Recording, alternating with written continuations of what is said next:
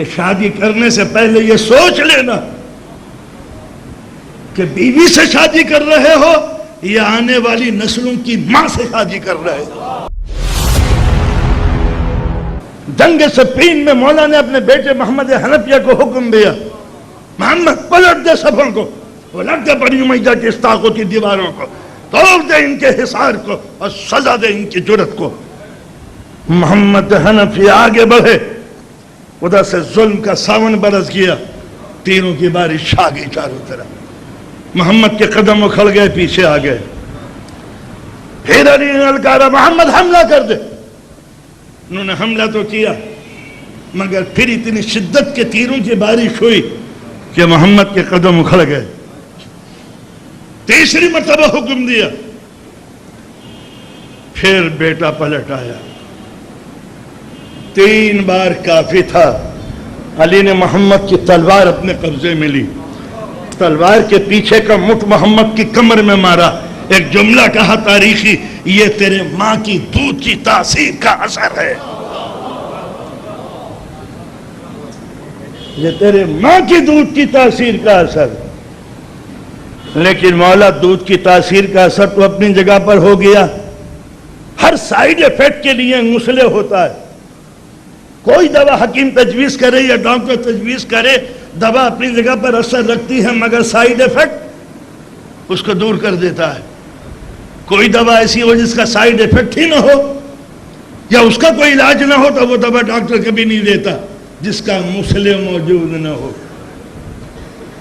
محمد پلٹا ہے، جملہ محمد پلٹا ہے، ماں کے دودھ کی تاثیر کا اثر، یعنی علی کے لہو کے لیے بھی ظرف معتبر کی ضرورت پڑتی ہے کہ ماں نے ہو۔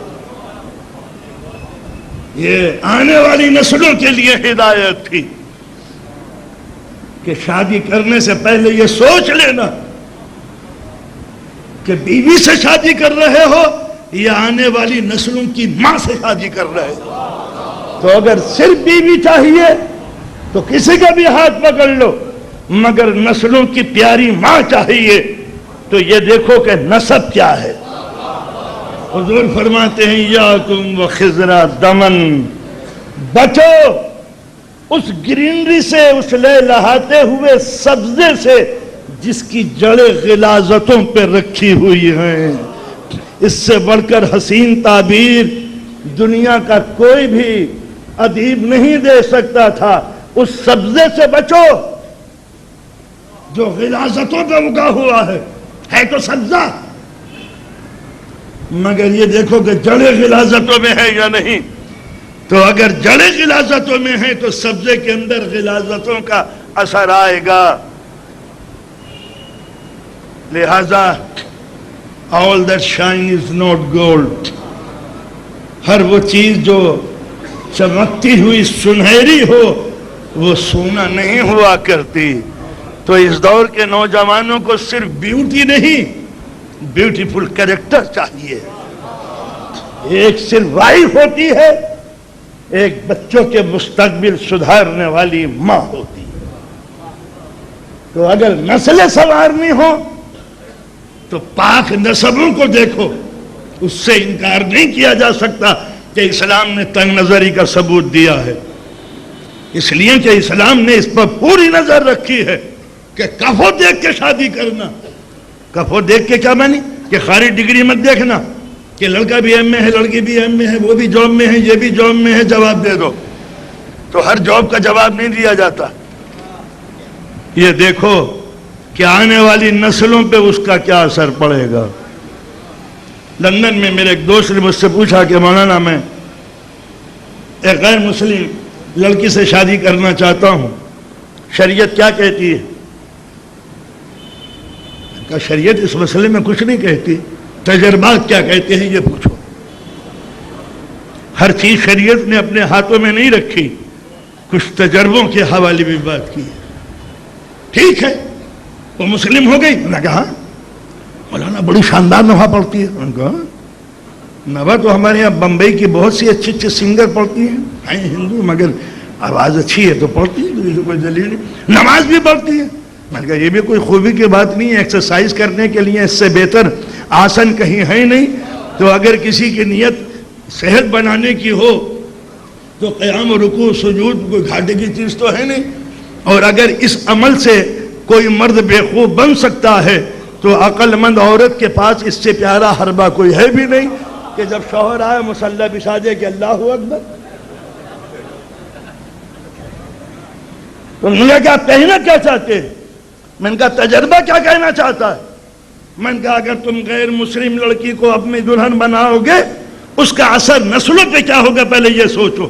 میں نے کہا یہ بچے کمپلیکس میں مبتلا ہوں گے، ددیال میں بھی اور ننیحال میں بھی. تم رو گے کل کو. نوجوان بچہ تھا، میری کیوں مانتا، شادی کر لی. 4 برس کے بعد انہوں نے فون کیا، مولانا میری سوری میں نے آپ کا مشورے پہ عمل نہیں کیا. تو میں نے ڈائریکٹ یہ پوچھا، میں نے کہا کہ شریمتی جی کہاں ہیں، گھر میں یا گھر کے باہر؟ نہیں صاحب گھر کے باہر ہے. جہاز سے کیا ہوا؟ جہاز سے کچھ بھی نہیں ہوا. شادی کے بعد بچے ہمارے ہوئے. میں بمبئی گیا اپنے سسرال میں، میری ساس نے مجھے میرے بچوں کو دھکا دے کے نکال دیا کہ ابھی ہمارا بھوجن کا سمے ہے. اس پر بچوں نے رونا شروع کیا، اختلاف بڑھا، مجھے طلاق دینی پڑی. تو لہذا شادی سے پہلے یہ دیکھو کہ بیوی لانا چاہتے ہو یا نسلوں کی ماں. تو اگر بیوی لانا چاہتے ہو تو ان قریب انتظار کرو اس قاضی کا جو طلاق پڑھ کے چلا جائے گا، اس لیے کہ حسن کی چمک زیادہ دیر تک نہیں رہتی. بیوی کی خوبصورتی میں اس کے میک اپ کے 1 سال، نندوں کی نگاہوں میں 6 مہینے، ساس کی نگاہوں میں 1 مہینہ. میک اپ اتر جاتا ہے چاہے میک اپ چڑھا کیوں نہ ہو.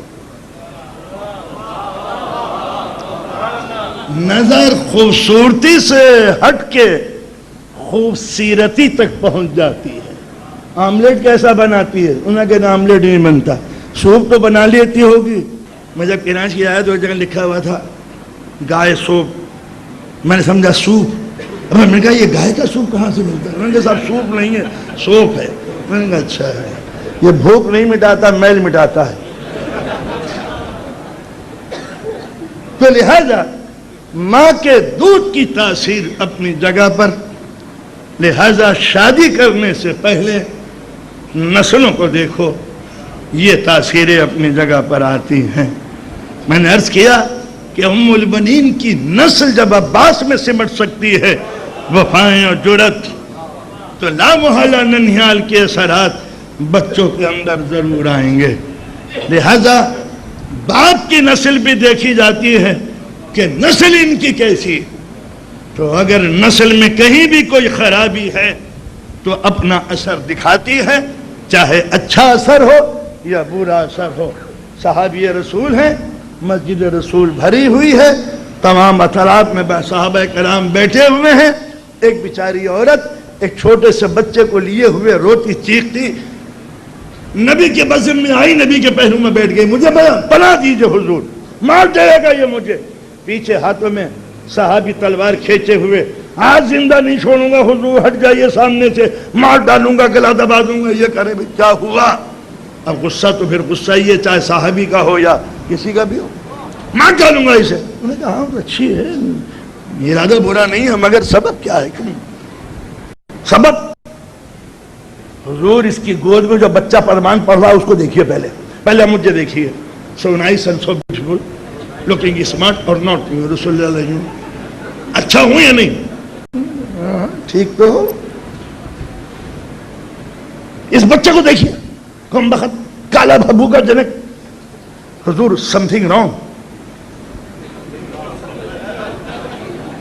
میرا بچہ یہ کیسے ہو سکتا ہے کم بخت کالا، بالکل حبشی غلام، بڑی صورت کا. دیکھا نا، اور بچے کو دیکھا حضور نے، مسکرائے. سیرتوں کا پڑھنے والا رسول سیرتوں میں کیا جاتا ہے؟ بچے کو دیکھ کے مسکرائے. ارے میاں تم نے اپنے 18ویں دادا کو دیکھا ہے؟ 18ویں دادا کو؟ حضور وہ جو 2 نسل والا دادا وہ نہیں دیکھا؟ 18واں دادا نہیں دیکھا میں نے. انہوں نے کہا مرحوم بالکل ایسے ہی تھے جیسے یہ تمہارا بچہ ہے. سچا صحابی تھا، سچا، نبی کے کہنے پہ یقین کر لیا کہ نبی کو اگر علم غیب نہ ہوتا تو انکار کر بیٹھتا۔ سچا صحابی کبھی نبی کی فضیلت کا منکر نہیں ہوتا۔ قربان ہو جائیں ہمارے ماں باپ ایسے صحابہ کرام کی عظمتوں پر جن کی تصدیق نے اسلام کی آبرو رکھ لی۔ کیا نقصان ہے جی؟ 18ویں دادا تمہارے اس جیسے تھے تو معلوم ہوتا کہ عصمت کی نظر اگر ماضی پہ پڑھے تو 18 نسلیں پڑھ سکتی ہیں، پھر علی کی ذوالفقار نابینا نہیں ہے جو 7 نسلوں کو نہ پڑھ سکے۔